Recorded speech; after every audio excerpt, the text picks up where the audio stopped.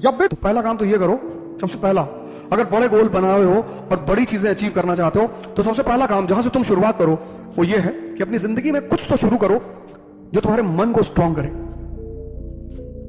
क्योंकि तुम सारा काम मन से करोगे। इसलिए सबसे पहला काम ये करना है, वो डायरी में तुम लिख लो, सबसे पहला काम जीवन में ये करना है कि अपने मन को और शरीर को पावरफुल बनाना है। कैसे? यार India is a land of cents, किसी एक को ज्वाइन कर लो, सदगुरु को, पंडित रविशंकर को, दिव्य ज्योति जागृत संस्थान को, बड़े सारे योगिक सेंटर्स हैं जो योगिक क्रिया, ध्यान क्रिया करा रहे हैं, कर लो। यहां से शुरुआत करो, क्योंकि ये स्ट्रगल खत्म नहीं होगा। हर 10 साल बाद स्ट्रगल रहेगा, उसका रूप चेंज हो जाएगा, इससे बचोगे नहीं। तो जब जीवन भर लड़ना है तो लड़ने की ताकत ना पैदा कर ली जाए। जब जिंदगी भर लड़ना है तो अपने पेरेंट्स को जाकर देखो, बहुत सारे लोग कितने थके हुए से महसूस कर रहे हैं जिंदगी में, टायर्ड हो चुके हैं, टायर्ड हो चुके हैं, 50+ जो भी है टायर्ड हो चुके हैं। कितना लड़ेगा आदमी, कितना?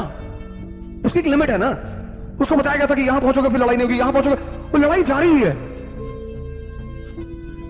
पहला काम तो ये कर लो, इसको आज से जीवन में इंप्लीमेंट कर लो। Is that clear? हाँ?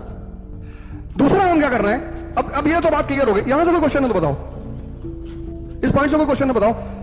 स्ट्रगल करना है, अब वो डेस्टिन्ड है सबका। मोदी जी ने पहले कर लिया था तो बुढ़ापा एंजॉय कर रहे हैं,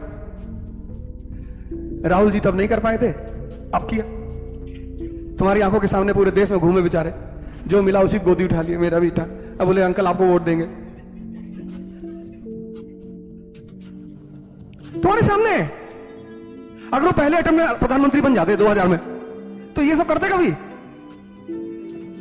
कोई बचेगा नहीं, ना हम बचेंगे ना तुम बचोगे, कोई बचेगा ही नहीं। वो चाहे अल्लाह का पैगंबर हो और चाहे विष्णु का अवतार। मोहम्मद साहब अल्लाह के पैगंबर हैं, लेकिन स्ट्रगल से बच पा रहे हैं? नहीं बच पा रहे हैं, क्योंकि वो लॉ है। टैफ में लोगों ने इतना मारा, उनको दांत टूट गया, खून बह रहा है, नहीं।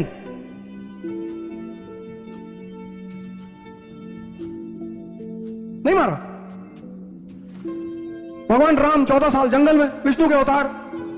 भगवान कृष्ण की पूरी जीवन लड़ाई में ही जा रहा है। वो चाहे पैगंबर हो, चाहे अवतार हो, चाहे तुम हो चाहे हम है, इससे कोई बचेगा नहीं। एक रास्ता है, कहो तो बता दे। हरिद्वार चले जाओ,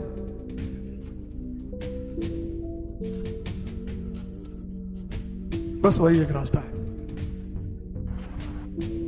और कोई रास्ता है नहीं। ये जो तुम दिन भर बैठ के सपना देखते हो ना कि आईएएस बनेंगे, फिर मंत्री की बेटी से शादी होगी, फिर पॉर्श चलाएंगे, फिर एक बैग सपना टूटता हो, तुम कांप के उठ जाते हो कि वे मुझे कंपाउंड नहीं पता, मैं आईएएस कैसे बनूंगा। सिंपल सी डेफिनेशन है कंपाउंड की। It's a combination of 2 or more elements in fixed proportion. H2O. One molecule of water in entire universe will have same proportion of hydrogen and oxygen 1:2.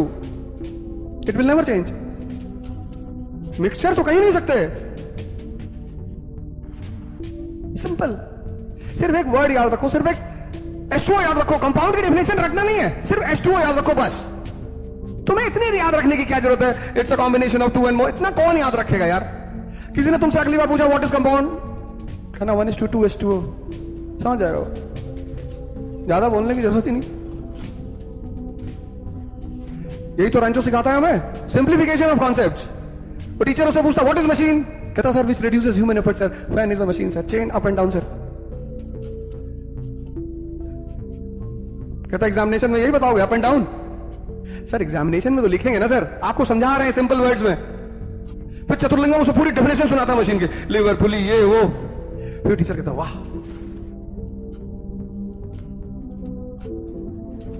Simplification of concepts. जो भी पढ़ रहे हो तुम यार, दूसरों के नोट्स लेते हो आईएएस की तैयारी में, एमपीपीएससी की तैयारी में, दूसरे के नोट्स और दूसरे के बच्चे तुमको जीवन में कभी काम नहीं आएंगे। दूसरे की बीवी भी नहीं आएगी, पर मैंने वो एग्जाम्पल नहीं लिया, मैंने कहा थोड़ा जेन्युइन एग्जाम्पल ले लूं। दूसरे के नोट्स और दूसरे के बच्चे सिंपैथी भले दिखा दें, तुम बीमार हो, तुमको दूसरा का बच्चा आके सिंपैथी दिखा देगा, एक्चुअली तुम्हारा उसकी लाइफ में कोई कंट्रीब्यूशन नहीं है ना। अपने बच्चे की लाइफ में कंट्रीब्यूशन है, तुमने उस पर इन्वेस्टमेंट किया, पैसे का, टाइम का, तो वो रिमेंबर करेगा, तो तुम्हारा केयर करेगा कि मेरे पापा मुझे कंधे पे बिठा के रामलीला दिखाने ले आते थे, मेरे पापा ऐसे करते थे, मेरे पापा ऐसे करते थे। वो सारी मेमोरी उसे रिकलेक्ट होगी, तो उस मेमोरी के कारण वो तुम्हारा केयर करेगा कि मेरे माँ बाप ने मेरे लिए इतना किया। तुम यार दूसरे का नोट्स लेते हो, अगर आईएएस टॉपर के नोट्स अच्छे होते हैं, पर अगर तुम्हारे लिए इंपॉर्टेंट होते, बुद्ध नोट्स बना के गए, विनय पिटक, शुद्ध पिटक, अभिधर्म पिटक, नोट्स ही तो है। कितने लोग उस नोट्स को पढ़ के बुद्ध बने? हाँ, उसे इशारा मिला, इतना उसका इंपॉर्टेंट था। फिर कबीरदास जी ने अपना नोट्स बनाया, फिर महावीर जी ने अपना बनाया, मोहम्मद साहब को बना बनाया नोट्स मिला, मालिक ने कहा मैं दे रहा हूं, उसी को बता दे आगे भाई। पर सबको अपने नोट्स बनाने पड़े। नोट्स मतलब क्या? सिंप्लीफिकेशन, तुम्हारे वर्ड्स में। जैसे मान लो तुमने पढ़ा प्रियम्बल, पढ़ लिया तुमने, टीचर ने पढ़ा दिया, नोट्स दे दिया, सब कुछ है, और हम सेव भी तो होना है। मेन पॉइंट क्या, यहां सेव होना। तो वो सेव कब होगा? जब तुम उसे सोच के अपने टर्म्स में लिखोगे। जिस दिन किसी भी हेडिंग को तुम सोचकर अपने टर्म्स में लिख लेते हो, इसका मतलब वो सेव हो गया। जब तुम दूसरे का नोट्स लेते हो तो तुम्हें इस बात का एहसास होता है कि मेरा तैयार है, ऐसा होता नहीं। You are getting my point? मेरी बात समझ में आ रही ना? मैंने तुम्हें अपने नोट्स दे दिए हिस्ट्री के, ले लिया तुमने, रख लिया, पर वो मैंने बनाए थे,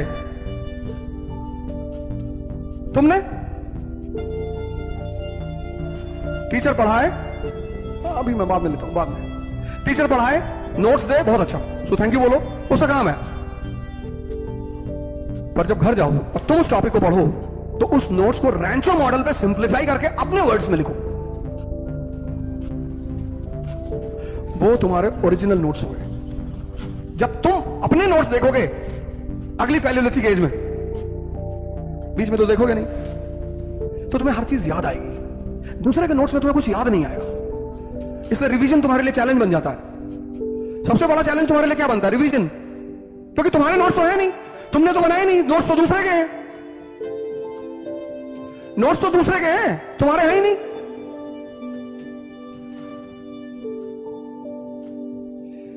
एक भ्रम से तुम आज बाहर निकल आओ,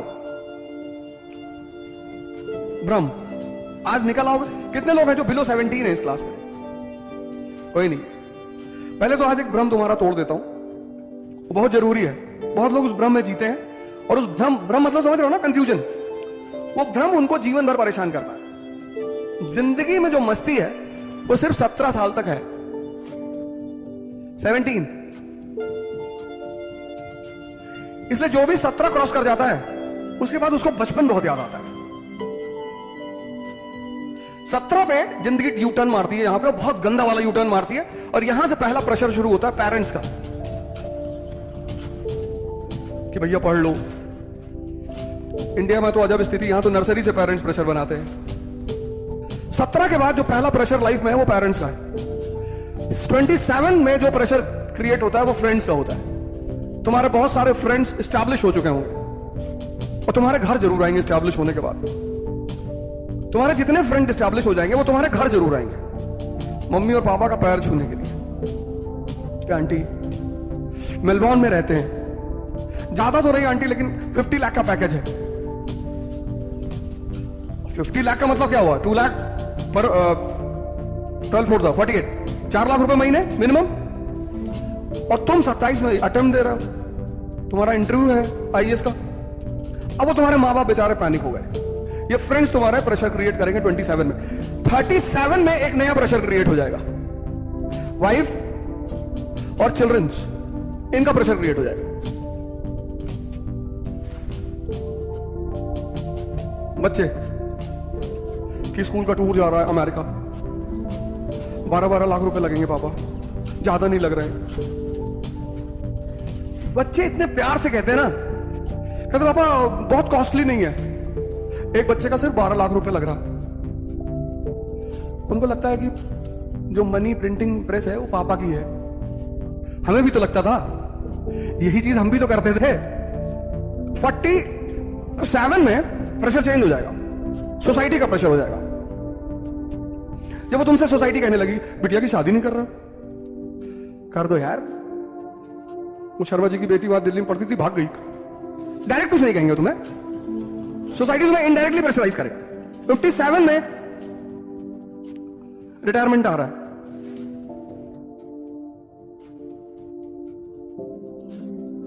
ओवर, गेम ओवर। अगर अच्छा पैसा कमाते हो तब तो घर में रहोगे, वरना ओल्ड एज होम में रहोगे। अब कोई किसी को बर्दाश्त करने को तैयार नहीं है। अगर ताकतवर हो मोदी जी की तरह, तो तुम्हारे पास 140 करोड़ का परिवार होगा। मोदी जी के पास देखो 140 करोड़ का परिवार है। ट्विटर खोलो, उसमें लिखा मोदी का परिवार, मोदी का परिवार। अपने पापा को एक गिलास पानी नहीं दे पा रहे, उनसे कह रहे हैं बुड्ढे होके बकबका रहे हो दिन भर रात भर। ये सब तुम्हारे सामने की घटना है, मैं कोई अलग से एग्जांपल नहीं ले रहा हूं। अब ये जो प्रेशर का खेल शुरू होने जा रहा है तुम्हारी लाइफ में, ये तुम सिर्फ एक चीज से डील कर सकते हो। अब यहां तुम्हारा परसेंटेज काम नहीं आएगा। अभी इंदौर में 2 घटना घटी, अभी 15 दिन पहले। एक घटना घटी, पता नहीं तुमने न्यूज पढ़ी कि नहीं पढ़ी। एक टीसीएस की एम्प्लॉय लड़की थी, टीसीएस की, उसका 1 साल पहले डिवोर्स हुआ था। आजकल कोई किसी के साथ नहीं रहना चाहता, उसके अपने रीजंस हैं और है बस। तो वो लड़की क्या बोली, क्या की, एक 8th फ्लोर की बिल्डिंग पे गई, एक सोसाइटी में एंटर की। गेटकीपर है, उसका वीडियो है ट्विटर पे पूरा। वो गेटकीपर उससे पूछता, मैडम कहां जा रहे हो? तो बोले रूम देखने आई हूं, फ्लैट। तो उसने कहा ठीक है जाओ, तो चली गई वो अंदर। फिर वो 8th फ्लोर पे गई, वहां उसने छोटी सी स्लिप लिखी, पापा आई एम सॉरी। एक ही डॉटर थी पेरेंट्स की, और फिर उसने 8th फ्लोर से डाइव लगा दिया। जॉब भी थी उसके पास, टीसीएस में काम करती थी, पढ़ी लिखी थी, फिर किस चीज को हैंडल नहीं कर पाई, प्रेशर को।